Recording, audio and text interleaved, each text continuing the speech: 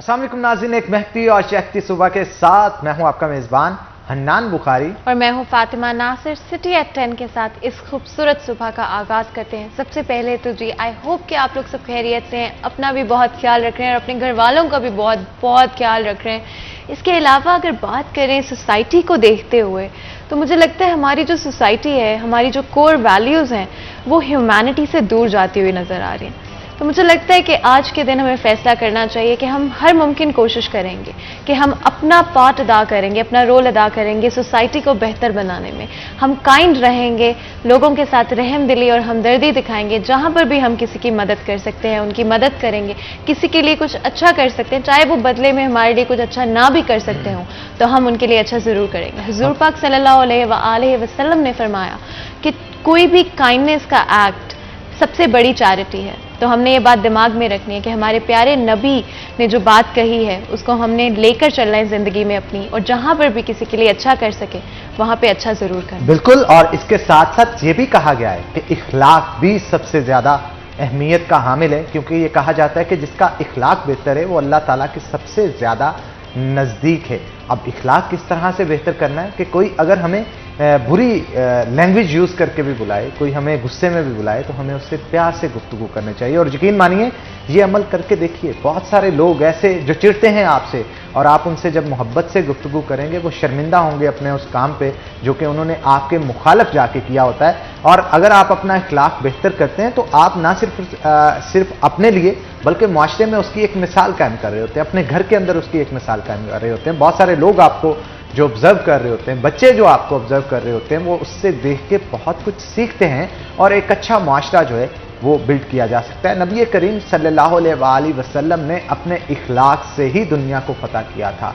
बहुत सारे नबियों ने बहुत सारे मौजज़े दिखाए, किसी ने असा छिड़का तो अस्तहा बन गया, किसी ने ख्वाबों की ताबीर बताई तो कोई हशरात और सकनात के ऊपर जो है वो उनकी लैंग्वेज को समझने पे अबूर रखता था। लेकिन नबी करीम सल्लल्लाहु अलैहि वसल्लम के पास सबसे आला और उम्दा, वो खुद ही सबसे आला और उम्दा थे, लेकिन उनके पास अखलाक जो है उसका जो नमूना है उनके पास था, जो वो दुनिया में किसी और शख्स के पास देखने को आज तक नहीं मिला और ना मिलेगा। जिस तरह से बर्दाश्त उनमें मौजूद थी फतह मक्का के मौका पर, जब कोई शख्स उस इलाके को फतह कर ले जहां पे आपके दुश्मन भी मौजूद हों तो उनसे बदला लेने के बजाय आम मुआफ़ी का ऐलान कर दे, तो मेरा ख्याल है इससे बड़ी और कोई चीज़ नहीं। और उनकी ज़िंदगी जो है वो इस तरह के वाक़यात से भरी पड़ी है। तो आज हम इससे हट के भी अगर थोड़ी सी गुफ्तगू करें तो क्योंकि मौजूदा सूरत हाल कुछ ऐसी चल रही है कि लोग अपनी सेहत को लेकर, अपनी हेल्थ को लेकर बड़े कॉन्शियस हैं और ये कहा जाता है कि आखिर बीमारी कोई भी हो, चाहे ब्लड प्रेशर हो, शुगर हो, हेपेटाइटिस हो या दीगर बीमारियां, बॉडी के अंदर ये आती कहाँ से? कहीं ना कहीं तो इसकी जड़ जो है वो पनप रही होती है और एक पूरा बीमारी का पेड़ जो है इंसान के अंदर जन्म ले लेता है। तो इसे किस तरह से रोका जाए, बीमारियों से पाक जिस्म को किस तरह से रखा जाए, इस मौजू पे आज हमने गुफ्तगू करने के लिए दावत दे रखी है। हमारे साथ योगी नईम मौजूद होंगे। योग का इल्म इस हवाले से क्या कहता है उन्हीं की ज़ुबानी जानेंगे। अस्सलाम वालेकुम। वालेकुम अस्सलाम। योगी नईम साहब, पहले तो वेलकम करते हैं आपको शो के अंदर, और उसके बाद हमें ये बताइएगा कि बीमारी तब ही आती है जब कोई कमजोरी मौजूद हो। कमजोरियों को जिस्म से दूर करने के लिए क्या तरीका अपनाना चाहिए? हम जिस कमज़ोरी पे बात करना चाह रहे हैं वो गलतुल आम के तौर पर बहुत ज़्यादा माशरे में पाई जाती है। मैं शुरू करूँगा बचपन से। जब हम छोटे होते हैं, बच्चे होते हैं, फिर स्कूल गोइंग होते हैं और हम बीमार होते हैं, तो जब बीमार होते हैं तो हमारी केयर की जाती है, केयर मिलती है, हमें बहुत ज़्यादा केयर मिलती है। तो बच्चे का ठीक होने को दिल नहीं चाहता, उसका बीमार रहने को दिल चाहेगा अगर उसको केयर ज़्यादा मिलती रहेगी। तो केयर नहीं करनी चाहिए? देखें, मैं आपको इस तरफ लेके आता हूँ, केयर किस तरह करनी चाहिए। अच्छा। इंसान की एक प्रॉब्लम जैसे है, हम करते हैं, लेकिन इंसान की एक कमी है बहुत बड़ी। इंसान को जहाँ से केयर मिलती है, इंसान को जिस चीज़ की केयर मिलती है, इंसान उसका आदी हो जाता है, पसंद आ जाती है। उसको चाहता है कि मैं उसी पोजीशन में रहूं, मैं उसी तरह रहना पसंद करूं। तो कमियां बाकी तो बाद की बात है, लेकिन सबसे बड़ी जो कमी है वो हमारा बिहेवियर है। हम जब किसी के साथ इतनी हमदर्दी जताते हैं उसकी बीमारी के वक्त, और फिर ये ऊपर लेवल तक जाता है, बड़े जब हम हो जाते हैं तब तक हम जब ज़्यादा उसको केयर देते हैं, ज़्यादा प्रेफरेंस देते हैं, तो उसका दिल चाहता है कि मैं इसी पोजीशन में रहूं। तो ये क्या जो आप कहना चाह रहे हैं, अगर मैं उसको आसान लफ्जों में पुट करूं तो साइकोलॉजी है सारी बीमारियों के पीछे जी, या जी। बीमार रहने के पीछे। कुछ बीमारियां तो ऑब्वियसली वो जो हेल्थ वाइज होती हैं, लेकिन बीमार रहने के पीछे जो रीजन है वो साइकोलॉजी है। मेन जड़ यही है कि जब आप किसी भी मरीज को ज़्यादा प्रेफरेंस देते हैं, तो आपने अक्सर ऐसे मरीज देखे होंगे जो ज़्यादातर बीमार रहते हैं। ऐसे लोग देखे होंगे जो बहुत बीमार रहते हैं। वो बीमार रहने की असल रीज़न ये होती है कि उनको केयर मिलती है। तो और असल वो केयर को क्रेव कर रहे होते जिन लोगों को केयर नहीं मिलती वो बहुत जल्दी ठीक हो जाते हैं। और जिनके ऊपर बर्डन होता है, काम करना है, बच्चे हैं, आपने देखा होगा वो लोग बहुत कम बीमार हैं। होते ये हैं। तो चीज मैंने नोट की है कि कम अगर लोग- आपके पास वक्त ज्यादा हो तो आप ज्यादा देर बीमार रहते हैं। बीमार रहते हैं। तो इस कमी को दूर करना होगा। अगर आप सेहतमंद जिंदगी गुजारना चाहते हैं, आप केयर जरूर दें। आपके दिल में मोहब्बत हो। मैं अब इस तरफ आ रहा हूँ, केयर कब देनी चाहिए। तो जब बच्चे सेहतमंद होते हैं या बड़े सेहतमंद होते हैं और आपको लगता है उनकी सेहत अच्छी है, आप उनको उस वक्त टाइम दें, उनके पास बैठें, उनके साथ आप बातें करें। आपके वक्त की तब ज़रूरत है। अगर आपने वक्त तब दिया जब वो बीमार हैं, तो फिर उनको वक्त लेने के लिए बीमार होना पड़ेगा। बिल्कुल फिर बिल्कुल। आपका वक्त उनको चाहिए। हर इंसान को एक दूसरे का वक्त चाहिए। तो जब हम वक्त ही तब देते हैं जब बीमार होगा, तो लाजमी सी बात है फिर उसको बीमार रहना तो पड़ेगा। फिर बच्चा जो है वो कोशिश करेगा कि ज्यादा रहे। और क्या ये आदत जब हम बड़े होते हैं as an adult carry on भी हो जाती है कि अगर बचपन में आपको बीमार होते हुए टाइम मिल रहा होता है, तो जैसे जैसे आप बड़े जी, होते जाते बिल्कुल, हैं आपकी वो आदत बन फिर जाती है। हैबिट्स हो जाती हैं। हैबिट्स आपके साथ चलती हैं, लाइफ पूरी ज़िंदगी आपके साथ चलती हैं हैबिट्स। और फिर आप बड़ी उम्र में भी आपको लगता है कि मैं अब बीमार हूँगा तो मुझे जो है वो केयर मिलेगी, मुझे वक्त मिलेगा। तो फिर थोड़ी सी बीमारी को भी ज़्यादा आप फील करते हैं, और ज़्यादा फील करने की वजह से फिर आप ज़्यादा बीमार हो जाते हैं। तो किस तरह से इस चीज को बेहतर किया जा सकता है? किस तरह से पेरेंट्स जो हैं छोटी एज में बच्चे की नॉर्मली भी उतनी ही केयर करें? क्या चीजें हैं बहुत जो सिंपल है, बहुत सिंपल है। आप कोशिश ये करें कि जब बच्चा आपको लग रहा है कि भाई बच्चा सेहतमंद है और आप उसको फील कर रहे हैं हेल्दी, तो आप उस वक्त उसके साथ खेलें। जैसे कि है हमारे नबी की सुन्नत है, हजूर नबी करीम सल्लल्लाहु अलैहि वसल्लम अपने सल्लल्लाहु अलैहि नवासों के साथ प्रैक्टिकल खेलते थे, प्रैक्टिकली खेलते थे। उनके साथ भागें, उनके साथ क्रॉलिंग करें, उनको बातों में लगाएं, हंसें उनके साथ बिल्कुल। खिलखिला के। बिल्कुल। तो बच्चे जो हैं वो आपको बच्चा बनना पड़ेगा। बच्चों की तरबियत का भी बहुत सारा इशू आ रहा है। बहुत सारे लोग कहते हैं जी बच्चों की तरबियत कैसे की जाए। जैसे जैसे दौर एडवांस होता जा रहा है, टेक्नोलॉजी बढ़ती जा रही है, मोबाइल फ़ोन्स, कैमरा और सारी चीज़ें, फिर बच्चे भी अब इस चीज़ को समझते हैं। तो बच्चों के साथ हम फिजिकल नहीं खेलते। हम बच्चे को टालने के लिए उसके हाथ में मोबाइल दे देते हैं। बच्चे को टालने के लिए उसको लैपटॉप पे कुछ ना कुछ लगा के उसके आगे बिठा देते हैं। तो फिर उसको जब हम खुद जोड़ते हैं टेक्नोलॉजी के साथ, तो फिर अपने से दूर हो जाता है वो। एक और चीज़ भी तो है, बहुत सारे बच्चे जो हैं वो इसलिए यूजुअली बीमार होते हैं, अगर आपको भी शायद आइडिया होगा, ताकि उनको स्कूल ना जाना पड़े या उनको पढ़ाई ना करनी बिल्कुल। पड़े या उनको जो घर के काम हैं कोई वो ना कहे। ये तो भी- इस चीज़ को कैसे बैलेंस ये भी हमारा बहुत बड़ा इशू है कि हमारा बच्चा अभी 2-2.5 साल का, 3 साल का मैक्सिमम होता है, तो उसको हम स्कूल भेजना शुरू कर देते हैं। अभी अच्छा। उसको कोई स्कूल का लफ्ज़ भी पता नहीं होता कि स्कूल क्या चीज़ है। जैसे आजकल प्ले ग्रुप से भी नीचे एक क्लास शुरू हो चुकी है। अच्छा, क्या बच्चों की भी योगा होती है? बिल्कुल जी। बच्चों की योगा कौन सी है? बच्चों की योगा जो है उसमें मुख्तलिफ ऐसे पोजेस कराए जाते हैं जिसमें जैसे बर्ड्स की शक्ल में या आपको एनिमल्स की शक्ल में जो नाम है उनको उस शक्ल में बना के उनको बताया जाता है। जैसे आप अक्सर बच्चों को साथ खेलें तो आप कुछ ना कुछ बन के दिखाते हैं, बच्चों को हाथों से कुछ बना के दिखाते हैं, तो बच्चे उससे इंप्रेस होते हैं। तो इसी तरह पोजेस भी हैं, लाइन पोज है, आप ट्री पोज कर लें, आप चाइल्ड पोज कर लें, इस तरह मुख्तलिफ पिजन पोज है। बच्चों के साथ इस तरह करना पड़ता है उनको। मतलब खेल खेल में ही अगर खेल उनको खेल योगा में उनके करवा साथ दी योगा कराया जाए। उसका क्या पॉजिटिव मुख्तलिफ पोजेस के हवाले से उनका क्या फायदे उनको पहुंचते हैं, इस हवाले से बताइए। उससे होता ही है कि एक तो बच्चा प्रेजेंट हो जाता है मेंटली।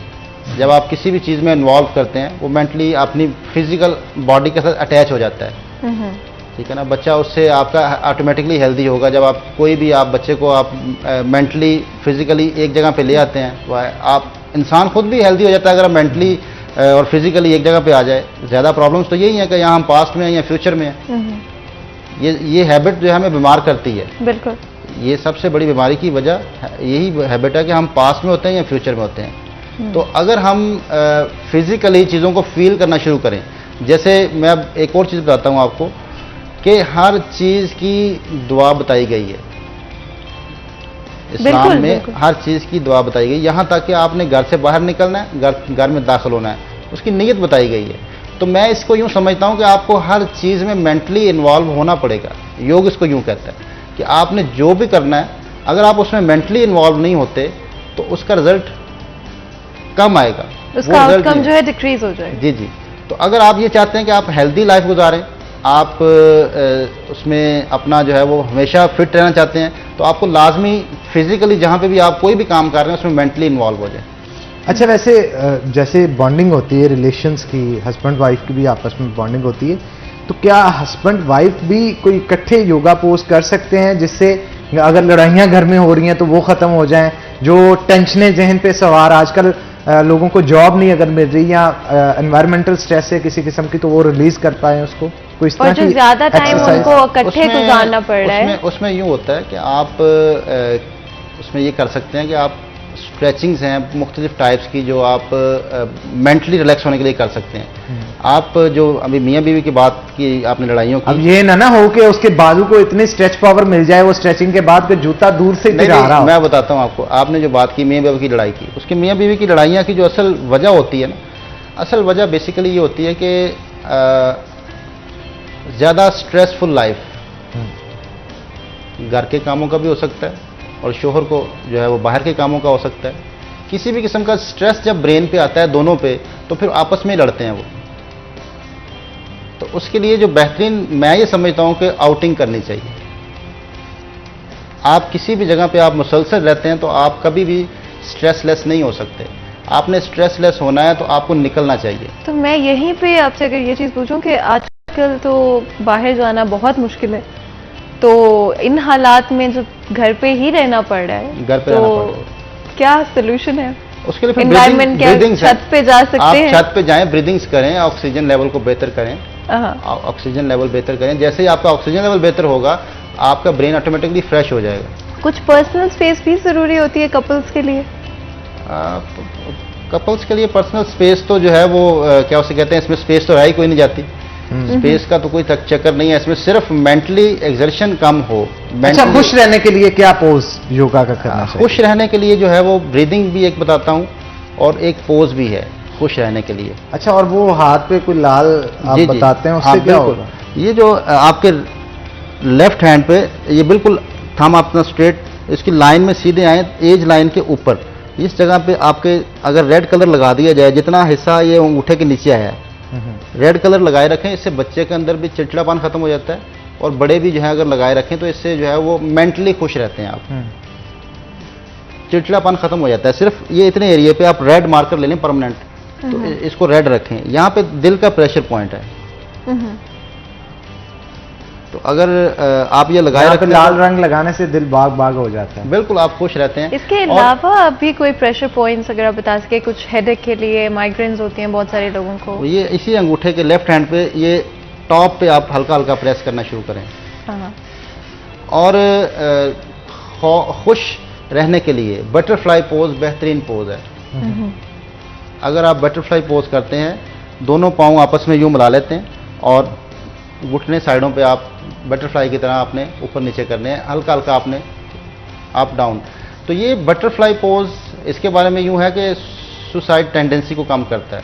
सही। जिन लोगों को खुदकुशी का शौक आ जाता है, बहुत सारे लोग ऐसे मुझे मिले भी हैं जो बाकायदा खुदकुशी करने लगे थे।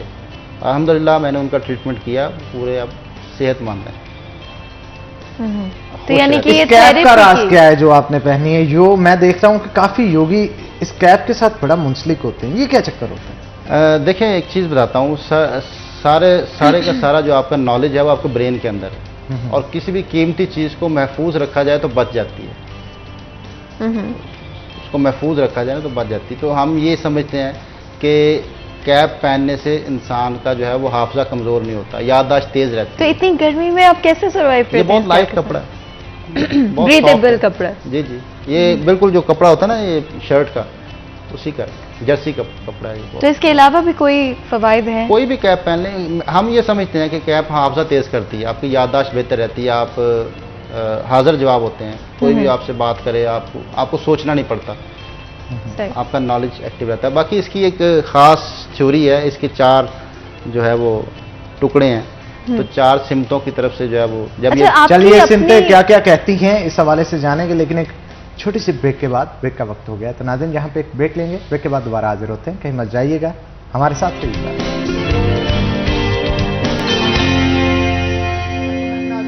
बाद खुश आमदीद। हमारे साथ योगी नईम मौजूद है, हमसे मजीद गुफ्तगू करेंगे। बीमारियों के हवाले से गुफ्तगू चल रही थी जनाब कि बीमारियों को किस तरह से जिस्म से दूर रखा जा सकता है, जनरल एक्सरसाइजेस क्या क्या करनी चाहिए, कौन कौन से योगा के पोज अपनाने चाहिए जिससे हम अपनी बॉडी को ओवरऑल हेल्दी रख सकें। और आजकल बीपी और शुगर का बहुत मसला चल रहा है, इसको कंट्रोल करने के लिए क्या करना चाहिए? बीपी और शुगर दोनों ही जिस रीज़न से होते हैं उस पर डिस्कस करते हैं। इंसान की दूसरी जो रीज़न है बीमार होने की वो खौफ है। आप किसी भी चीज़ का खौफ आपके ब्रेन में आ गया, किसी भी किस्म का खौफ, तो आप डायबिटीज़ और ब्लड प्रेशर के मरीज़ बन जाएंगे। लो और हाई आपका ब्लड प्रेशर होगा। खौफ, बेसिकली खौफ सिर्फ डायबिटीज़ और ब्लड प्रेशर पे नहीं इफेक्ट करता, ये पूरी ओवरऑल बॉडी को आपके कमज़ोर कर देता है। खौफ इंसान को अंदर से कमज़ोर करता है। इसकी मिसाल यूँ है कि आपने देखा होगा छोटे बच्चे जो होते हैं, आज से, अब तो पैम्पर का दौर है, आज से पहले जब बच्चों को यूरिन कराया जाता था तो उनको एक आवाज़ निकालते थे, बच्चे का यूरिन निकल जाता था। उसको क्या पता कि ये यूरिन के लिए मुझे कर रहे हैं। सांप का खौफ इंसान के अंदर बाय बर्थ है, सांप की आवाज़ का खौफ। तो सांप की आवाज़ से उसका पेशाब निकल जाता था। इसी तरह इंसान जब बहुत ज़्यादा खौफज़दा होता है तो उसका यूरिन निकल जाता है, बड़ा भी हो जाए, कुछ भी। ये खौफ सबसे बड़ी बीमारी है, आपको अंदर से कमज़ोर करती है, आपके सिस्टम को कमज़ोर करती है। क्या खौफ को हम एंजाइटी का नाम दे सकते हैं? डिप्रेशन।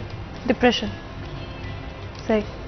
खौफ डिप्रेशन होता है। आपका गुजरा हुआ कल आप उससे डिप्रेस होते हैं, आप खौफज़दा होते हैं कि अब क्या होगा, पीछे जो गुजर गया उसी को लेके आप उस पर चलते रहते हैं। आपको फ्यूचर का स्ट्रेस नहीं होता, आने वाला कल का नहीं, आप उस कल को सोचते हैं जो गुजर गया और उसके बारे में इतना खो जाते हैं कि आप मतलब उससे निकल नहीं पाते, आगे नहीं बढ़ पाते, उससे आगे बढ़ नहीं पाते। तो ये खौफ है। तो खौफ, कुछ लोगों को आने वाले कल का भी तो खौफ होता है।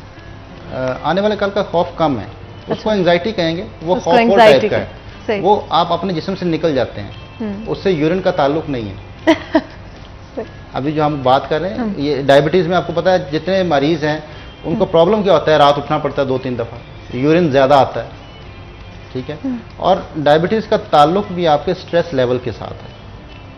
बहुत सारे लोग ऐसे हैं जो बहुत ज़्यादा मीठा इस्तेमाल करते हैं लेकिन उनको डायबिटीज़ नहीं होती, और बहुत सारे लोग हैं जो मीठा बिल्कुल इस्तेमाल नहीं करते लेकिन उनको डायबिटीज हो लेकिन जाती है। खाने के साथ साथ एनर्जी यूटिलाइज भी तो करनी है ना, जो बॉडी जनरेट कर रही है। अगर वो नहीं करेंगे आप तो ऑटोमेटिकली वो फिर वो तो और कुछ होगा। फैमिली का भी लेकिन तो इसका होता है, ताल्लुक फैमिली आप कभी भी जो भी डायबिटीज का पेशेंट है ना, उसको नोट कीजिएगा, जिन दिनों में उनको स्ट्रेस होगा ना उनकी डायबिटीज लेवल ऊपर होंगे, बिल्कुल। और जिन दिनों में वो रिलैक्स होंगे वो कुछ भी खा लें उनको डायबिटीज लेवल नॉर्मल होगा। हमारे एक्सपेरिमेंट बहुत सारे हैं इस पर। तो खौफ से बचने के लिए क्या करना होगा? हमारा टॉपिक ये है ना कि हमने बीमारियों से कैसे बचना है, बीमार ना हो। अब खौफ, इसको कैसे ख़त्म किया जाए? खौफ से बचने के लिए एक मुद्रा है। अगर आप बहुत ज़्यादा खौफज़दा रहते हैं तो एक मुद्रा है, उसका नाम है हंसी मुद्रा। 3 उंगलियों को मिला लें अंगूठे के साथ, ये बनाए रखा करें, बराबर तीनों पोर कर लें और अंगूठा, ये 4 पोर बराबर हो जाएंगे। छोटी उंगली को बिल्कुल अलग सीधा ना करें, अलग रहे, बस साथ ना मिले, थोड़ा अलग रखें। इसको हंसी मुद्रा कहते हैं। आप इसको सर्च करें, आपको इसकी पूरी डिटेल मिल जाएगी गूगल पे। नाम इसलिए बता रहा हूँ, गूगल पे कर लें, यूट्यूब पे कर लें, हंसी मुद्रा। तो हंसी मुद्रा खौफ ख़त्म करता है, ये मेंटली फ्रेश रखता है आपको। एक ब्रीदिंग है जो खौफ ख़त्म करती है। ये कितनी देर के लिए करनी? कम से कम 5 मिनट, कम से कम 5 मिनट। और ये कॉन्टिन्यूस ऐसे ही जी, कम से कम 5। और बातें कर सकते हैं आप बातें करें, आप बैठे हुए कर सकते हैं और लेटे हुए कर सकते हैं। वॉक करते हुए नहीं करना है इसको आपने। अगर आप वॉक कर रहे हैं तो फिर नहीं करना। और अगर इसका मैं और इसमें पूछूं जोर नहीं कि लगाना। किस तरह से ये इम्पैक्ट करता है? 5 एलिमेंट्स हैं। इंसानी बॉडी जो है 5 एलिमेंट्स है। योग ये कहता है कि ये छोटी उंगल है, जो छोटी उंगली, इसमें पानी की एनर्जी है, और ये जो आपकी रिंग फिंगर है इसमें मिट्टी की एनर्जी है, और ये जो लार्ज फिंगर है इसमें रूह की एनर्जी है, और जो इंडेक्स फिंगर है इसमें आपकी हवा की एनर्जी है, और जो अंगूठा है इसमें हरारत है। तो 5 एलिमेंट्स हैं, यही इंसान के अंदर है। तो जब आप बिल्कुल ये 5 एलिमेंट्स को मिलाते हैं, इसकी थ्योरी तो मैं नहीं बता सकता, लेकिन 5 एलिमेंट्स आपने कौन से मिलाए हैं, आप इनको समझ लें कि आपने हवा, रूह और मिट्टी और आग को मिला दिया, तो इससे जो है वो आपका पानी आपने एक बिल्कुल उसको छोड़ दिया खुला, पानी एग्जॉस्ट आपका निकल रहा है, इसमें से पानी की एनर्जी निकल रही है। योग ये कहता है कि आपकी उंगलियों से एनर्जीज निकलती हैं, हर वक्त निकलती हैं, और जिस जिस एलिमेंट से इसका ताल्लुक है वही एनर्जी निकलती है। तो आपने कौन सी एनर्जीज को रोका है? आपने रूह को रोका है, हवा को रोका है, मट्टी को रोका है, और साथ आपने हरारत दी है उनके ऊपर मजबूती के लिए। आप रूहानी मजबूत हो रहे हैं। आपके अंदर जो गैसेज हैं वो अगर आपको तंग कर रही हैं, खौफ क्या होता है? गैसेज आपकी 84 टाइप की गैसेज हैं बॉडी के अंदर, योगा के मुताबिक 84 टाइप की गैसेज बॉडी के अंदर मौजूद हैं। जब उनमें हलचल आती है तो आप खौफजदा हो जाते हैं। जोड़ों का दर्द क्या है?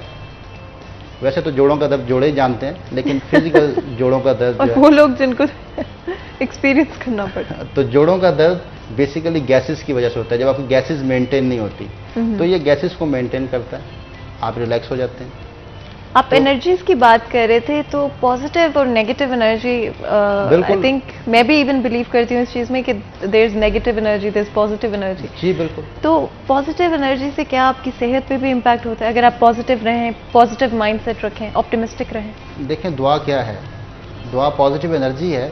इंसान की थॉट्स जो आपको मिलते हैं वो आपके लिए कैसा सोचते हैं, आप जिनके साथ बैठते हैं वो आपके लिए कैसा सोचते हैं, या आपके लिए एक दूसरे की ख्वाहिश क्या है, आपको मिलने की, आपके साथ रहने की ख्वाहिश क्या है। जैसे सोच के साथ कोई आपको दूसरा आदमी मिलता है वो एनर्जी आपको पास आउट हो जाती है। हमेशा जो है वो कोशिश करनी चाहिए कि पॉजिटिव लोगों के साथ बैठना चाहिए, पॉजिटिव माहौल को अपनाना चाहिए।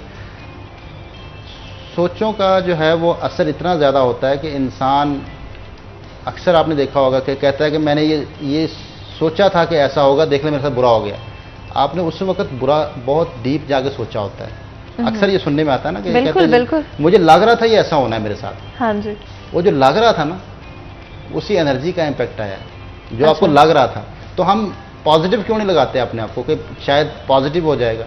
तो हमेशा पॉजिटिव थॉट्स के साथ रहना काम आसान है, इतना आसान नहीं है, लेकिन हम अगर माहौल को पॉजिटिव कर लें तो हम पॉजिटिव, यानी कि पॉजिटिव लोगों के साथ रहें, पॉजिटिव एनर्जी। वर्ड्स को भी पॉजिटिव इस्तेमाल करें, वर्ड्स को भी पॉजिटिव जितना वैसे ज़्यादा कहा जाता है अक्सर कि एक्सरसाइज से बेहतर ये भी है कि आप वॉक करें। योगा वॉक के हवाले से क्या इल्म रखता है? इसको जो है वो तरजीह देता है कि वॉक करनी चाहिए? बिल्कुल जी, वॉक करने का तरीका बाकायदा बताता है योगा कि आपने वॉक कैसे करनी है। देखें, पाँव की शेप को देखें, पाँव पीछे से बारीक है, आगे से चौड़ा है, ठीक है ना?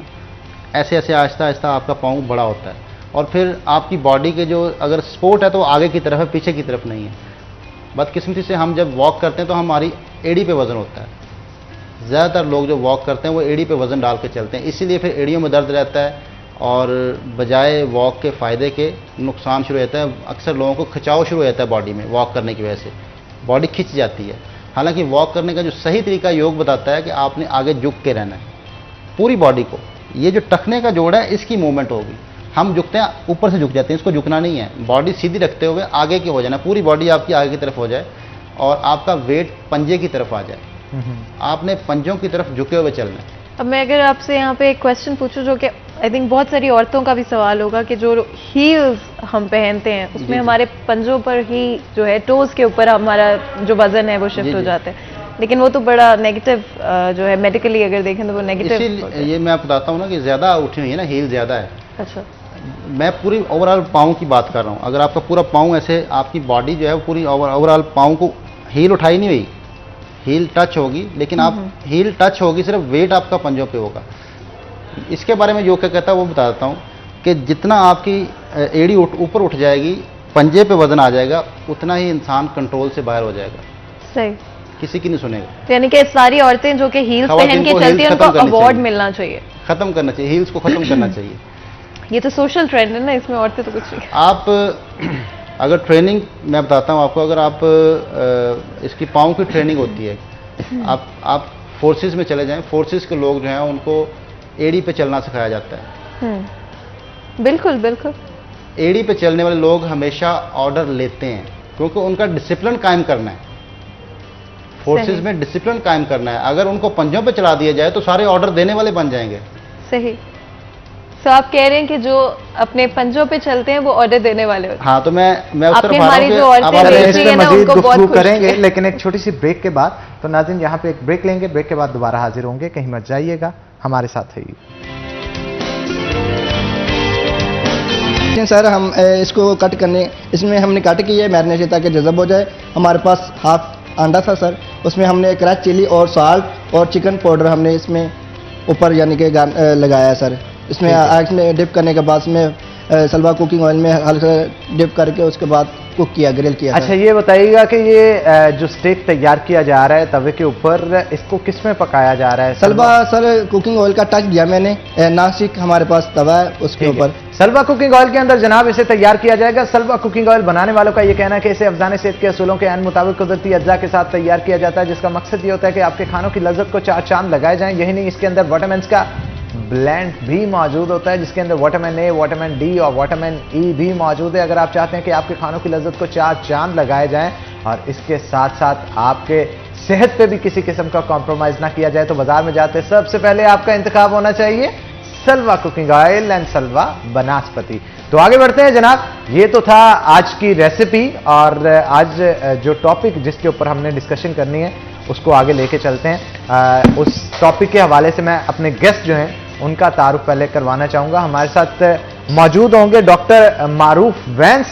जो कि वेटरन चीफ है पंजाब के YDA के, तो आपको वेलकम करते हैं जनाब। और उनके साथ साथ हमारे साथ कामरान रांझा भी मौजूद हैं, तो जो कि जनरल सेक्रेटरी हैं YDA पंजाब के, तो आपको भी जनाब वेलकम करते हैं शो के अंदर। तो कोविड की मौजूदा सूरत हाल के ऊपर डिस्कशन करेंगे जनाब। कोरोना वायरस के केसेस दिन ब दिन बढ़ते चले जा रहे हैं, गवर्नमेंट इसके ऊपर काफी स्ट्रिक्ट एक्शंस जो है वो लेती हुई दिखाई दे रही है। ज़िले इंतजामिया भी पहले से ज्यादा मुतहरक नजर आती है, लेकिन इसके साथ साथ ये मौजू भी ज़ेर बहस लाया जाएगा कि वैक्सीन तो अब आ चुकी है, पाकिस्तान के अंदर इंपोर्ट भी की जा रही है, चाइना की तरफ से ज़्यादातर वैक्सीन जो है वो मंगवाई जा रही हैं, और मुख्तलिफ शहरों के अंदर फ्रंट फुट वॉरियर जो है उनको सबसे पहले वैक्सीन लगाने का काम जो है वो शुरू कर दिया गया था। लेकिन अभी भी बहुत सारे डॉक्टर हैं जो कि वैक्सीन से महरूम हैं। इसके पीछे क्या वजूहात हैं, क्यों उनको वैक्सीन जो है वो अब तक नहीं मिल पाई, इस मौजू पे गुफ्तगू करेंगे। पहले मैं मारूफ वैंस की तरफ चलूंगा, वेलकम करते हैं जी आपको शो के अंदर। एज यूजुअल माशाल्लाह वेल ड्रेस्ड हैं आज भी। मारूफ, क्या कहेंगे, डॉक्टर्स को वैक्सीन क्यों नहीं प्रोवाइड की जा रही? बहुत सारे डॉक्टर्स जो हैं हमेशा से ये गिला करते नजर आए हैं कि रजिस्ट्रेशन भी हो रही है, सब कुछ हो रही है, जब वैक्सीन लगवाने की बारी आती है तो वहां पे वैक्सीन ही हॉस्पिटल के अंदर मौजूद नहीं होती। क्या वजूहत है? सर देखें, मतलब ये वैक्सीनेशन इसी वजह से नहीं लगवाई जा सकती कि मतलब अभी तक जो हमारे फ्रंट लाइन वॉरियर्स हैं, हम उसमें जो फ्रंट लाइन वॉरियर्स हैं उसमें ना सिर्फ हम अपने डॉक्टर्स का नाम लेते हैं, बल्कि हमारे साथ जो हमारे नर्सिंग स्टाफ होता है, हमारे पैरामेडिक्स हैं, हमारे जो हॉस्पिटल पूरे का पूरा स्टाफ है, हम उसकी बात करते हैं। उनमें से अगर करंटली फैसलाबाद की मिसाल ले लें तो आलमोस्ट कोई कह लें कि अभी 30-40% जो ऐसे लोग हैं जो वैक्सीनेट हुए हैं, अभी भी हमारे जो 50-60% लोग हैं वो वैक्सीनेटेड नहीं हुए, और जो लोग रजिस्टर्ड भी हो चुके हैं, जिनकी करंट वो कह लें कि उनको मैसेज भी आ चुका है कि आप अपने सेंटर्स पे जाके लगवा लें, तो स्पेसिफिकली जो फर्स्ट डोज होती है ना वैक्सीनेशन की, वो अवेलेबल ही नहीं है। ठीक है, और कहा ये जा रहा है कि मतलब हमारे पास पीछे से जो है गवर्नमेंट ऑफ पंजाब की तरफ से या हेल्थ डिपार्टमेंट की तरफ से जो फर्स्ट डोज शॉट है, जब भी आएगी आपको इन्फॉर्म कर दिया जाएगा। तो लेकिन अभी तो सेकंड फेज और थर्ड फेज तक शुरू होने वाला है, बिकॉज सेकंड फेज के अंदर जो भी लोग 60+ थे उनको वैक्सीन लगाई गई, और उसके बाद अब जो थर्ड फेज है उसके अंदर 30+ लोगों को ऑलरेडी कहा जा रहा है कि वो रजिस्टर कर लें अपने सेलफोन से, अपने CNIC को सेंड करके। तो जब पहला ही जो फेज है वो कंप्लीट नहीं हो सका, जो हेल्थ वर्कर्स हैं जिन्होंने सबसे ज्यादा कंट्रीब्यूट किया मेरे मुताबिक इस सारी सिचुएशन के अंदर, अपनी लाइफ को रिस्क करके, अपनी फैमिलीज की लाइफ को रिस्क करके, उन्हीं की अभी तक वैक्सीनेशन पूरी नहीं हो पाई। मैडम ये देखें, इसमें भी आप कह लें कि ये है हुकूमत की जो प्रायोरिटी कह लें, उनकी स्ट्रेटजी कह लें, उनके जो डिसीजन लेने वाले हैं, जो पॉलिसी मेकिंग है, उनमें उनकी कंट्राडिक्शंस देखें, उनकी प्लानिंग देखें। अगर आपके frontline warriors, doctors, paramedics, nurses ही नहीं अभी तक जो हैं मतलब वैक्सीनेट हुए, तो आप लोगों को किस तरह बेवकूफ़, मैं तो कहूँगा बेवकूफ़ बना रहे हैं। मतलब अभी 60 ईयर्स वाले सारे हुए नहीं, आप रजिस्टर्ड कर रहे हैं 50+ वालों को, 30+ वालों को। ऐसे रजिस्ट्रेशन करने का या पॉलिटिकल पॉइंट स्कोरिंग करने का फ़ायदा ही क्या, जब तक आपके जो फ्रंट लाइन वॉरियर्स हैं वो वैक्सीनेट नहीं होते, आपके जो अबव 60 लोग हैं वो नहीं होते, तो बाकियों को आप सिर्फ ये यानी कि कह लें कि पॉलिटिकल पॉइंट स्कोरिंग के इमेज के लिए जो है, मेरा नहीं ख्याल कि यानी कि ये कोई जो हमारी करंट गवर्नमेंट है ये कोई एक्टिवली पार्टिसिपेट कर रही है या कोई एक्टिवली काम कर रही है। लेकिन वाईडीए तो यहाँ पे बड़ी मुतहरक नजर आती है, कोई भी इश्यूज हों उनको लेके गवर्नमेंट के आगे भी रखा जाता है। जैसे पिछले दिनों अगर कोविड से पहले देखा जाए तो किट्स नहीं मिली थी तो एहतजाज किया जा रहा था। इस तरह के बहुत सारे मामला होते हैं। वैक्सीन के मामले में जरा स्लो क्यों नजर आ रहे हैं? सर वैक्सीन के मामले में स्लो जो है ना, मतलब इशू ये है कि स्लो नज़र नहीं आते। बेसिकली ये चीज़ है कि हम अपनी जो मतलब हमारी रिटन रिकमेंडेशंस हैं वो हम ऑलरेडी जो है गवर्नमेंट ऑफ पंजाब को भेज चुके हैं। वाईडीए के प्लेटफॉर्म से भी हम अपनी लोकल एडमिनिस्ट्रेशन को भी और जो हमारे हॉस्पिटल के एमएस साहिबाना, वीसी साहिबाना, उनसे भी रिक्वेस्ट की है कि चीज़ें आगे फॉरवर्ड करें। उसका भी हमने अगर वाईडीए की भी मिसाल ले लें तो हम जो प्रोटेस्ट करते हैं या एहतजाज करते हैं उसका भी एक तरीक़ेकार होता है कि पहले हम ना वर्बली या उसको एक रिटन फॉर्म में देते हैं कि एक पॉइंट को करते हैं कि इसको जो है इस पे नजरसानी करें, इस पे कंसंट्रेट करें, इसकी तरफ तवज्जो दिलाएं। हाँ, अगर ये सारी चीज़ें करने के बावजूद वो तवज्जो नहीं होगी या हमारी कह लें कि सुनवाई नहीं होगी तो फिर वो अल्टीमेटली हमें कोई दूसरा रास्ता इख्तियार करना पड़ता है। तो इस सिचुएशन में आपका क्या ख्याल है? क्या आपकी जो ऑब्वियसली जो ये वैक्सीनेशन का इशू है, जो पूरी वैक्सीनेशन नहीं की गई अभी तक हेल्थ वर्कर्स जी जी, तो आगे चलते आपको लगता है सिचुएशन कुछ बेटर होगी या आपको प्रोटेस्ट की तरफ जाती हुई नजर आ रही है? नहीं, प्रोटेस्ट की तरफ तो हम मेरे ख्याल में ज़रूरत नहीं पड़ेगी।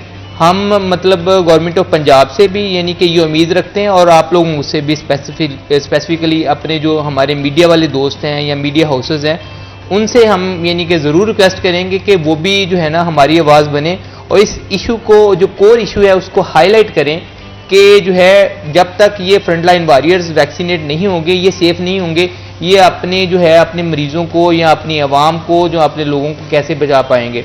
और पहले भी बदकिस्मती से यानी कि ऐसा ही हुआ है कि पीपीस ना मिलने की वजह से, पर्सनल प्रोटेक्टिव किट्स ना मिलने की वजह से, जो है वैक्सीनेशन ना होने की वजह से बहुत सारे डॉक्टर्स, पैरामेडिक्स, नर्सेज के घर वाले, उनके पेरेंट्स, उनके बच्चे, उनके जो बाकी ओल्ड पीपल थे घरों में, वो ना सिर्फ सफर भी हुए हैं बल्कि बहुत सारे हमारे डॉक्टर्स ऐसे हैं जिनके पेरेंट्स जो हैं अल्लाह को प्यारे हो गए हैं। इस जो है इन्फेक्शन जो हॉस्पिटल से वो कैरी करके जाते हैं, अपने घरों में लेके जाते हैं, वो खुद तो यानी कि इम्यूनाइज हो जाते हैं या यानी कि मतलब इन्फेक्शन की वजह से हो चुके थे, लेकिन जब वो घर जाते हैं तो उसकी वजह से स्प्रेड हुआ। लेकिन बहुत सारे डॉक्टर्स का ये भी सुनने में आया कि वो वैक्सीन लगाने के लिए रजामंद नहीं। ऐसी ही बात नहीं है।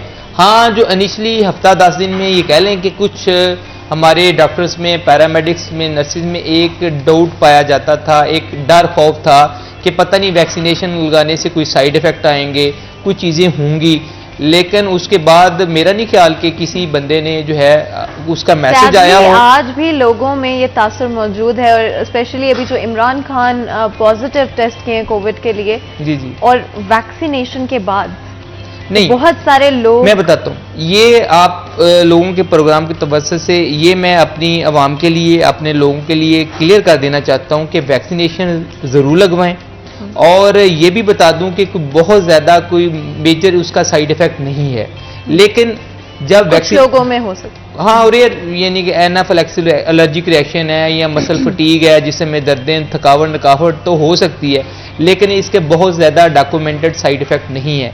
लेकिन ये जो चीज़ है ना कि वैक्सीनेशन लगवाई है और उसके बाद कोविड हो गया, उसकी हकीकत ये है कि जब भी हमने वैक्सीनेशन करवानी है तो उसका एक ड्यू पीरियड है कि उसके बाद एंटीबॉडीज डेवलप होनी है, ठीक है।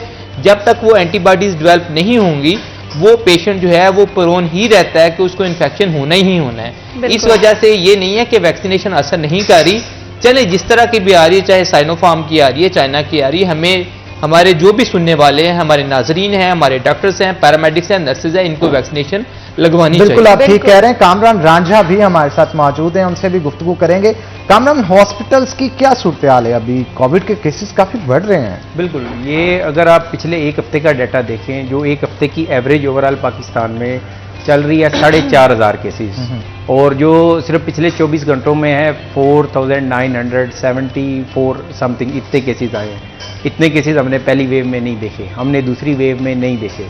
हमारे हॉस्पिटल नॉर्मल डेज में कोविड से पहले ऑलरेडी फुल पैक्ड होते हैं, उनमें इतनी गुंजाइश नहीं थी, कभी भी नहीं थी गुंजाइश कि हम मजीद पेशेंट ले तो लें। ये वेव इतनी स्ट्रांग क्यों है? ये सबसे ज्यादा खतरनाक क्यों साबित हो रही है इवन वैक्सीनेशन होने के बावजूद? और बहुत सारे लोग जिन्होंने पहली वेव में और सेकेंड वेव में ऑलरेडी कोविड जो है एक्सपीरियंस कर लिया, तो फिर भी ये थर्ड वेव इतनी इंटेंस क्यों है पाकिस्तान में? इसमें मैडम ये है कि जो वायरस है टाइम टू टाइम वो मॉडिफाई हो रहा है। इस बार जो ज्यादा कहा जा रहा है वो ये कहा जा रहा है कि जो इंग्लैंड के अंदर पिछले दिनों जो इसकी एक वेरिएंट आया था काफी ज्यादा डेडली था, तो वो वेरिएंट अभी मैं पिछले पढ़ रहा था अभी कल ही एक जगह पे, वो मैं प्रॉपरली कोट तो नहीं कर सकूंगा वो कहाँ पे था, लेकिन वो 10 में से 9 केसेस एक लेबोरेटरी से रिपोर्ट हुए हैं, वो इंग्लैंड का वायरस आ रहा है।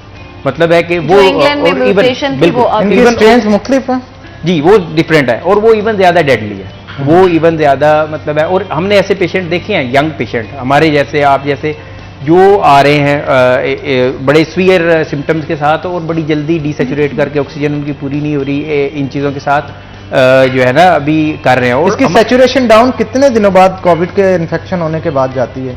ये इसमें एग्जैक्ट आप कुछ नहीं कह सकते, वो डिपेंड करता है कि कितना उसने इन्वॉल्व कर लिया आपके लंग्स को। बाद दफ़ा आपको पता भी नहीं होता, आप चल फिर रहे हैं और हल्के से सिम्टम आते हैं, आप एक्सरे कराते हैं और अच्छे खासे अंदर मसाइल होते हैं या प्रॉपर टेस्ट कराते हैं तो चल रहा होता है, तो वो डेफिनेटली तो आप नहीं कुछ कह सकते, वो प्रोग्रेस पे डिपेंड करता है कि कितनी प्रोग्रेस है। हाँ, उसमें जो लोग ऑलरेडी इम्यूनो कम्प्रोमाइज हैं, जिनके कोई ऑलरेडी मेडिकल डायबिटिक है, शुगर है, उनको ब्लड प्रेशर का मसला है, उनको दिल का कोई मसला है, या मुख्तलिफ किस्म की बीमारियों के लिए स्टीरॉयड लेते हैं, मतलब है कि वो आपके इम्यून सिस्टम को स्ट्रेस करते हैं, वो लोग ज़्यादा प्रोन है, वो जल्दी से डिटीरियोरेट करते हैं, उनके आसार भी ज़रा ज़्यादा सख्त है। अगर आपसे मैं यही सवाल पूछूं कि लोग पहली वेव जो थी बहुत डरे हुए थे, सेकेंड वेव में उससे थोड़ा कम डरे हुए थे लेकिन फिर भी डरे हुए थे, और ये जो थर्ड वेव है जो कि एक्चुअली सबसे ज़्यादा खतरनाक है, लोगों को सबसे ज़्यादा डरे होना चाहिए, म्यूटेशन डिफरेंट हो गई है, लेकिन लोग नहीं डरे हुए हैं और वो उसी तरह से, जैसे कि उन्होंने भी बताया कि हॉस्पिटल के अंदर होते हुए वो फिर भी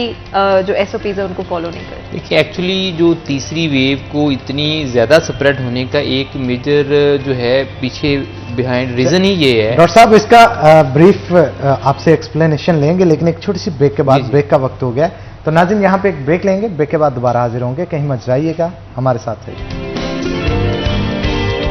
वेलकम बैक नाज़रीन, ब्रेक के बाद खुश आमदीद। हमारे साथ डॉक्टर मारूफ वैंस मौजूद हैं, उनसे मजीद गुफ्तगू करेंगे। डॉक्टर साहब, जनरल मैसेज क्या देना चाहेंगे ऑडियंस को?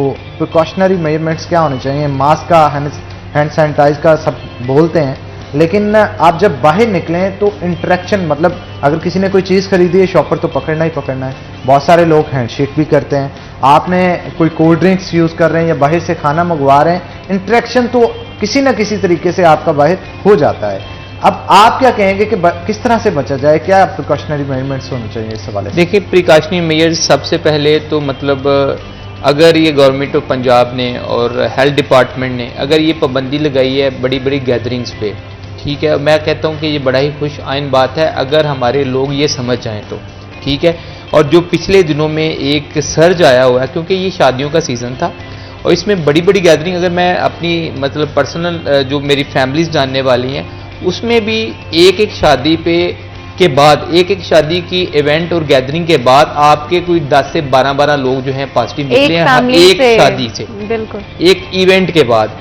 तो ये जो मतलब बैन लगा है इस पर काफ़ी हद तक मैं समझता हूँ कि कंट्रोल होगा, लेकिन फिर भी जो हमारे वाम सुनने वाली है उनसे रिक्वेस्ट यही है कि कम से कम जो है घरों से बाहर निकलें, ठीक है, मतलब कम से कम गैदरिंग में जाएं, अगर जाना भी है तो प्रॉपर जो है मास्क पहन के हैंड सैनिटाइज करके जाएं, और जब स्पेसिफिकली वापस आना है तो आप अपने जो आप बाहर से, जो जाहिर सी बात है मजबूरी में जाना भी पड़ता है, काम भी करना है, सारा कुछ हमारा इकोनॉमिकल स्टेटस भी ऐसा, अगर आप बाहर से आते हैं अपने घर में तो सबसे पहले जो आपने कुछ अपने आप को जो है हाथ धो लें, सैनिटाइज कर लें, मास्क जो है पहना हुआ तो बाहर ही उतार के आएँ, फिर आप अपने बच्चों से और घर वालों से मिलें, ताकि एटलीस्ट जो है आप बाहर से कोई वायरस लेके आ रहे हैं आप अपने घर वालों को उससे इन्फेक्ट ना करें। जो ये मास्क हैं आपने भी देखा होगा, आई एम श्योर कि सड़क पे फेंक दिए जाते हैं लोग, बिल्कुल भी उसको डिस्पोज जो प्रॉपर तरीका होता है उसका कोई तरीका नहीं है फिलहाल। तो इस बारे में क्या कहेंगे कि क्या ये इससे ज़्यादा स्प्रेड होता है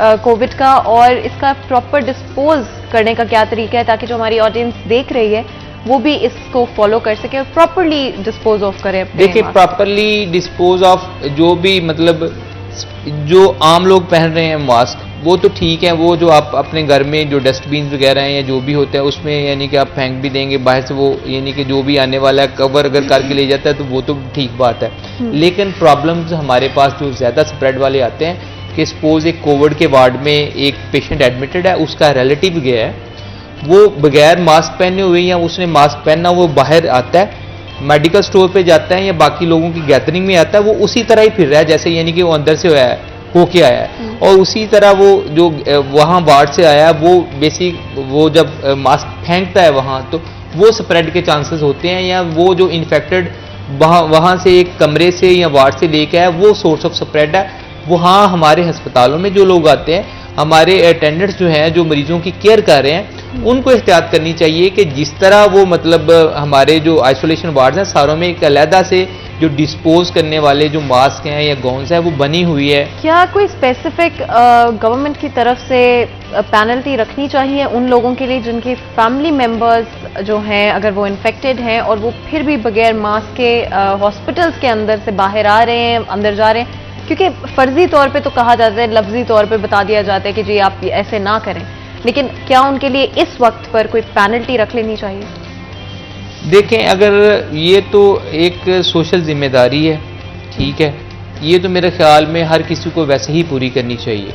फिर आपको ये पता कि अगर इस पे कोई सोशल पेनल्टी रखते हैं, कोई जुर्माना रखते हैं, तो आपको पता कि यहाँ तो हमारा बदकिस्मती के साथ एक अगर कोई वैसे कोई जुर्म करके आज वो निकल जाता तो ये तो वैसे ही सोशल पेनल्टी है, किसी को फोन करा लिया, ये तो आप ठीक कह रहे हैं। नेशन हमें अपन हर बंदे को अपनी जिम्मेदारी जो है एक्सेप्ट करनी चाहिए।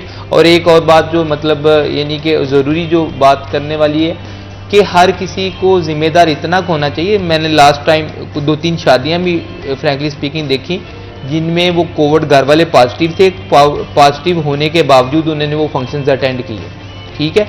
तो जो सोर्स ऑफ इन्फेक्शन बना, तो हर बंदे को इंडिविजुअल जो है जिम्मेदारी का मुजाहरा करना चाहिए। अगर आप इन्फेक्टेड हैं तो उससे अब जाहिर सी बात अपने आप को आइसोलेट करें, अपने ये सोशल जिम्मेदारी है हाँ आपकी जी। और इसे फॉलो करना चाहिए हर इंसान को। तो ये ऐसी बात नहीं होनी चाहिए कि अगर आप इन्फेक्टेड है तो आपने कहना है कि मैं जाके एक्सपोजर जितना हो सके करूं और दूसरे भी उससे इन्फेक्ट कर रहे हो। ये ज्यादा लम्हा फिक्रिया है हमारे लिए कि हमारी शख्सियत क्या इतनी गिर चुकी है कि खुद अगर इन्फेक्टेड है तो दूसरों को भी इन्फेक्टेड करने चल पड़े। हम 10 दिन वेट नहीं कर सकते इस चीज का कि वो वायरस आपके अंदर। और इसमें मैं समझता हूं कि ये जो अपना हमारे प्राइम मिनिस्टर इमरान खान साहब ने भी जो किया है ना कि पॉजिटिव होने के बावजूद चाहे वो फासले पर रख के मीटिंग कर रहे थे, उन्होंने बहुत गलत स्टेप किया है। चाहे वो पता नहीं पॉलिटिकल पॉइंट स्कोरिंग थी हमारी डॉक्टरों की नज़र में या हमारे हेल्थ केयर प्रोफेशनल की नज़र में, तो उन्होंने बिल्कुल कोई अच्छा स्टेप नहीं किया। आप अपनी आवाम को क्या मैसेज दे रहे हैं? आपका कोई वायरस कोई बहुत बड़ा साफ सुथरा वायरस है जो आप इन्फेक्ट नहीं हो रहे, आपने पॉइंट स्कोरिंग करनी है, आपने काम करके दिखाएं। ये नहीं है कि आप इन्फेक्टेड हैं और दूर बंदे बैठा के मीटिंग कर रहे हैं, ये कोई तरीका नहीं है। और इसी तरह बाकी आपने आवाम के लिए भी ये मैसेज है, अगर आप इन्फेक्टेड हैं तो डेफिनेटली आपको 10 से 14 दिन जो है अपने आप को आइसोलेट रखें, घर पे रखें। सिम्टम्स आ रहे हैं या नहीं आ रहे, आप इन्फेक्टेड हैं और आपको आइसोलेट करना चाहिए। कामरान रांझा भी हमारे साथ मौजूद हैं, उनके साथ भी गुफ्तगू करते हैं। कामरान, इनिशियल सिम्टम्स इसके क्या होते हैं और अगर एक शख्स घर पे मौजूद है, हॉस्पिटल नहीं आना चाहता, तो वो घर पे रह के इसे किस तरह से ट्रीट कर सकता है? इनिशियल सिम्टम्स और सिम्टमेटिकली ट्रीटमेंट, इस हवाले से बताइए। और ये म्यूटेशन जो इसकी नई म्यूटेशन है, क्या इसमें कोई सिम्टम्स मुख्तलिफ है? इसमें इनिशली मतलब सिम्टम्स यही हैं जैसे आम ज़ुकाम के हैं। आपको ज़ुकाम से शुरू हो सकता है, सर दर्द है, बुखार हो सकता है। बाज़ दफ़ा ये भी देखा गया है कि डायरिया के साथ, जनरलाइज बॉडी पेन के साथ पेशेंट आता है। इन सारी चीज़ों के साथ प्रेजेंट करते हैं। बेग से सिम्टम है, लेकिन ये है कि रेस्पिरेटरी सिस्टम की इन्वॉल्वमेंट होती है, जो मेनली जब आपको मतलब है कि सीरियसली मसला बन गया है, मतलब उसमें शॉर्टनेस ऑफ ब्रेथ स्टार्ट हो, सांस लेने में दिक्कत आना शुरू हो जाती है। ये ऐसी चीज़ें हैं। लेकिन हाँ, ये है कि सांस लेने का मसला शुरू हो रहा है तो आप डेफिनेटली अपने अस्पताल आना है। इससे पहले आपको ज़ुकाम है या इस तरह के मसाइल हैं, पिछले दिनों तक तो ऑनलाइन फ़ोन के ऊपर भी इस तरह का था कि आप कॉल करें और अपने सिम्टम बताएं, उसके मुताबिक जो है ना आपको बता दिया जाता था कि आपने क्या करना है। पहली प्रिकॉशन तो आपने ये लेनी है कि आप थोड़ा सा अपने आप को आइसोलेट कर लें। दूसरा, बाज़ दफ़ा जो टेस्ट हम PCR का करते हैं, उसकी जिस चीज़ को हम देखते हैं कि वो 100 में से अगर कोविड के पॉजिटिव केस है वो कितने पिक करता है, वो 100% पिक नहीं करता। ये बाज़ दफ़ा आवाम को बात ये भी समझ नहीं आती कि जी मेरा तो टेस्ट नेगेटिव है डॉक्टर साहब, लेकिन तुसी कह रहे हो कि वो, ये बात भी हमें मुश्किल होती है समझाने में कि आपका जो टेस्ट है वो 100% पिक नहीं करता केसेस को, वो आपके सिम्टम्स को, जिसमें यही कि ज़ुकाम, बुखार, सर दर्द या इस तरह के सिम्टम्स हैं, प्लस आपके एक्सरे को, आपके HRCT को, सारी चीज़ों को मिला के देखना पड़ता है। तो कमरान, ये कितने परसेंट जो है रिजल्ट जो है वो सही होते हैं? ये डिपेंड करेगा कि सैंपल कहाँ से लिया गया। मसलन सही। अगर सिंपल गले में से सैंपल लिया गया है 30 to 35%, नाक में से ज़रा डीप पीछे तक जाके लिया गया है तो 60-65% तक ये रिलायबल है।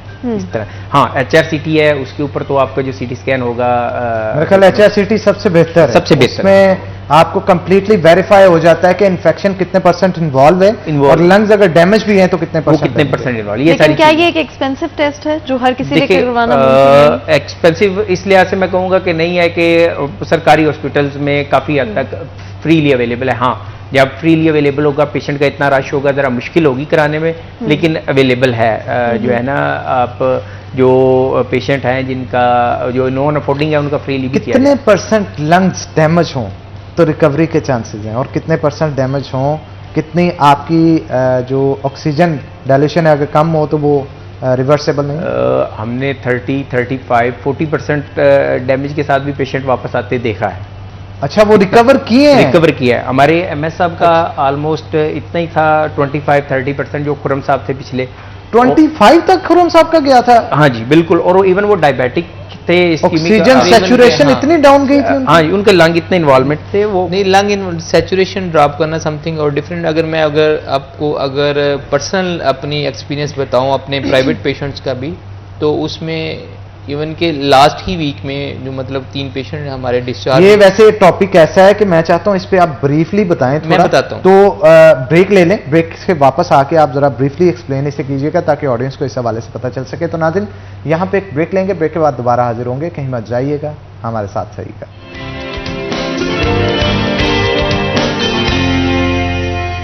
वेलकम बैक नाज़रीन, ब्रेक के बाद खुशामदीद। डॉक्टर मारूफ वैस हमारे साथ मौजूद हैं। डॉक्टर साहब, ब्रेक पे जाने से पहले कुछ लंग्स इन्वॉल्वमेंट और इस डिजीज की पैथोजेनिसिटी के ऊपर गुफ्तगू हो रही थी, मैं चाहता हूं आप उसे कंटिन्यू करें। और मैं ऐड करना चाहूंगी कि जरा आसान लफ्जों में बताइएगा ताकि हमारी जो ऑडियंस है उनको भी समझ आए, क्योंकि डॉक्टर्स की एक बड़ी स्पेसिफिक और बड़ी हाँ नहीं, वो मैं complicated सी आम language जुबान में होती है। बताता हूँ।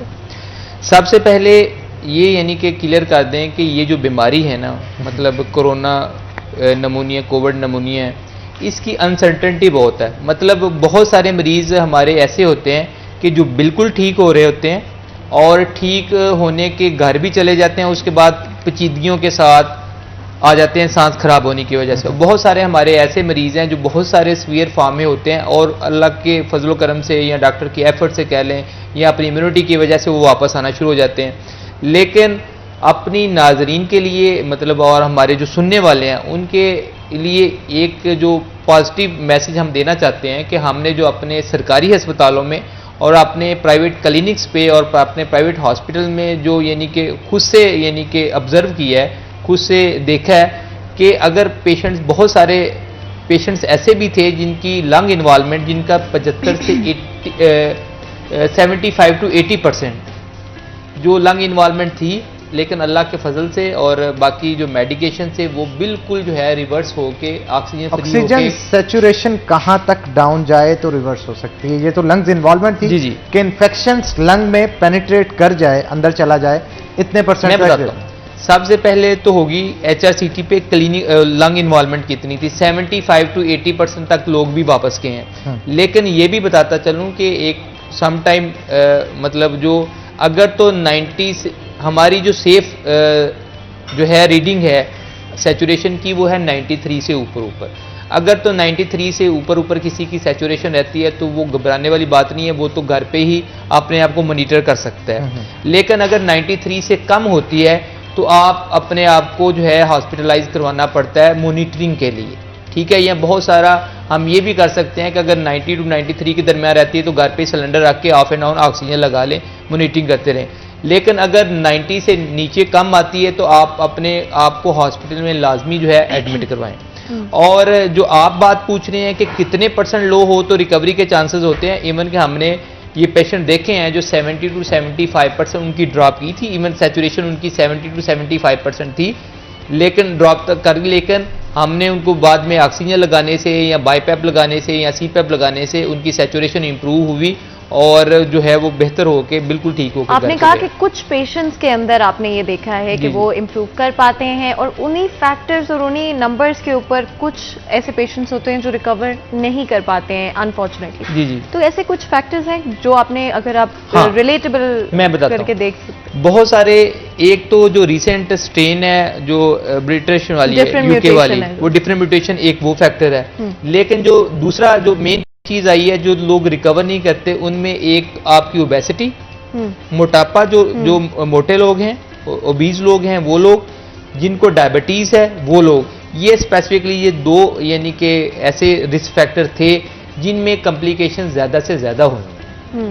लेकिन एट द सेम टाइम ऐसे पेशेंट्स भी थे जो कि अगर हेल्दी, उनका हेल्थ अच्छी थी उनकी जी। कंपैरेटिवली, तो वो सही भी रहे। तो जो लोग अभी देख रहे हैं, जो हमारी ऑडियंस है, उनके लिए ऐसी क्या चीज़ें हैं जो उनको करनी चाहिए कि उनको एक्सरसाइज अपनी रूटीन में ज़्यादा ऐड करनी चाहिए?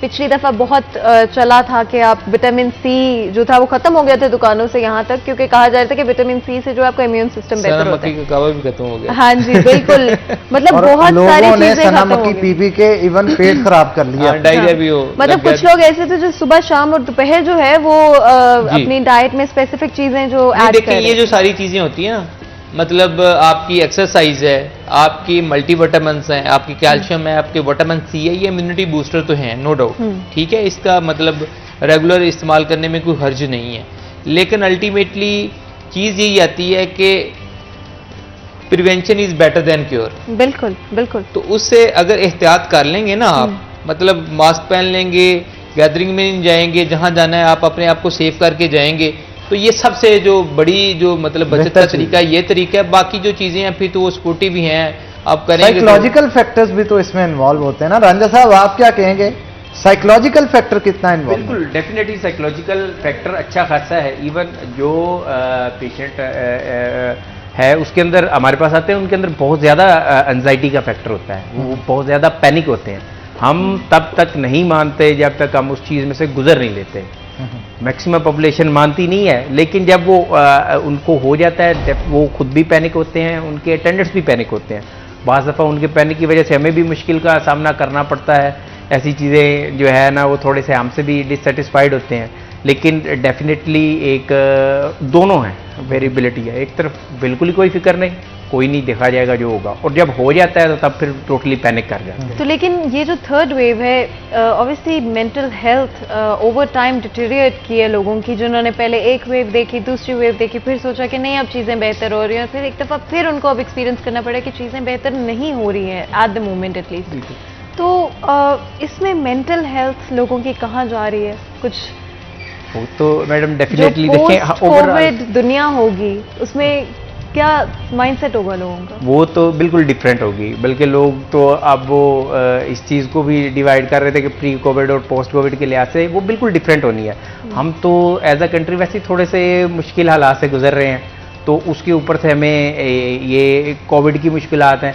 तो मैं तो यहाँ तक कहूँगा कि पेशेंट्स या आम आवाम तो अपनी जगह, हम डॉक्टर्स के ज़हन में भी हर वक्त फिर रहेगा, आम जुकाम को भी लेके रहेगा कि यार कहीं मतलब है कि वही इशू ना हो, क्योंकि सुबह दोपहर शाम आज कल है ही ये कुछ चल ही रहा। फूड कितने इंपॉर्टेंट है इस चीज में?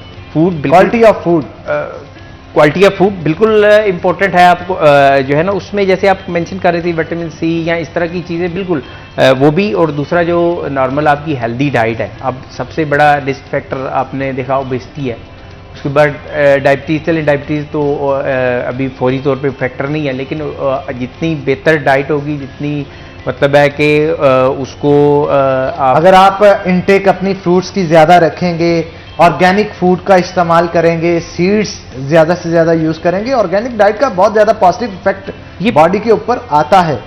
ये डेफिनेटली एडिटिव चीज़ें हैं, ये सारी चीज़ें ऐड अप करेंगी जो है ना आपकी ओवरऑल। वैसे नॉर्मली भी आपकी वैसे ऑन अ लाइटर मूड, आपका नाम बड़ा खूबसूरत है, कामरान रांझा। ये रांझा वो कहते हैं ना, basically- रांझा रांझा कर देंगे वे में आप भी रांझा हो। रांझा बेसिकली कास्ट है, अच्छा अच्छा जी जी रांझा रांझा आंखों में नो हीर ना हीर ना आंखें आंखों कोई। में। तो वो मैं उस रांझे के साथ इसे कंपेयर कर रहा था, लेकिन आपने जरूर बता करें। दिया। हमारा इस इलाके के साथ भी एक लिहाज से, मैं बेसिकली मंडी बहाउद्दीन से हूँ, लेकिन यहाँ से ताल्लुक बनता है क्योंकि हीर जंग से थी, तो मैं महसूस करता हूँ कि जंग के साथ मेरा रिलेशन है। लेकिन शादी जब होगी आपकी तो मिसेज आपको रांझा कह के बुलाया करेगी, तो एक अजीब ही नहीं नहीं वो नहीं, वो डॉक्टर साहब ही कहती हैं वो। अच्छा मतलब शादी हो चुकी है, वो कहती नहीं मेरा रांझा शाम को आएगा, नहीं नहीं प्यार से भी नहीं कहते। रांझा हॉस्पिटल में रहता है। अगर कहती भी होंगी वो आपको नहीं बताएंगे ना, टेलीविजन पे थोड़ा रांझा बता सकते हॉस्पिटलाइज है, हैं। वो मरूफ ऐसा बता रहे मुझे। जी बिल्कुल, यहाँ पे मैं हॉस्पिटलाइज नहीं, वैसे मतलब डॉक्टर साहब ही कहती है बेगम।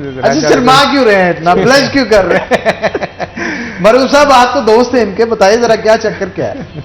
नहीं ऐसा चक्कर नहीं है, बस असल में मैं problem अच्छा नहीं उन्हें क्यों नहीं बोलने दे रहे फिर? ऐसा चक्कर नहीं, नहीं है नहीं ऐसे चक्करदार सी बात है, ये पब्लिकली इसको डिनाई कर वो रहा है। नहीं बता सकते ये टेलीविजन। वाली बात। उन्होंने घर जाना मैंने है कहा अभी, और काफी घर जाके स्ट्रेसफुल उन्हें। डिस्कशन हुई, और थोड़ा सा frankly लाइट speaking, इस प्रोग्राम के बाद ना ये सीधा गाड़ी जाने वाला है। हाँ बस इसीलिए, अगर बीच में कुछ और होता हाँ शायद नहीं, बता तक मैं मैसेज करने वाला था उसको कि जरा देख लो। अच्छा रांझा बर्तन शर्तन धोता है कोई घर में? वो हर घर की यही कहानी है, कोई कहता है कि नहीं धोता तो वो उसकी और ये यानी तो- रांझा कपड़े भी धोता होगा? नहीं नहीं ये ना करें ऑनलाइन प्रोग्राम में। नहीं, लेकिन ये तो अच्छी बात है ना। लॉकडाउन में पहली दफा हमने एक ट्रेंड चेंज होते हुए देखा पाकिस्तान में कि जो मर्द हजरात हैं वो जब घर पे टाइम स्पेंड करते हैं, वर्क फ्रॉम होम कर रहे थे, तो उन्होंने बड़ी हेल्प करवाई है घर में, और ये बड़ा औरतों को बड़ा पसंद है इस तरह की चीजें। बिल्कुल आप ठीक कह रहे।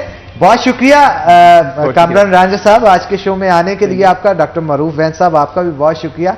शो का वक्त जो है वो क्योंकि खत्म हो चुका है, तो इख्तिताम की तरफ चलते हैं। वंस अगेन आप दोनों का बहुत शुक्रिया शो में आने के लिए। इसी के साथ नाज़रीन आज के प्रोग्राम से अपने मेजबान हन्नान बुखारी और फातिमा नासिर को इजाजत दें। अपना बहुत बहुत ख्याल रखें। हम मिलेंगे आपसे अगली दफा। तब तक के लिए अल्लाह हाफिज। अल्लाह हाफ़िज़।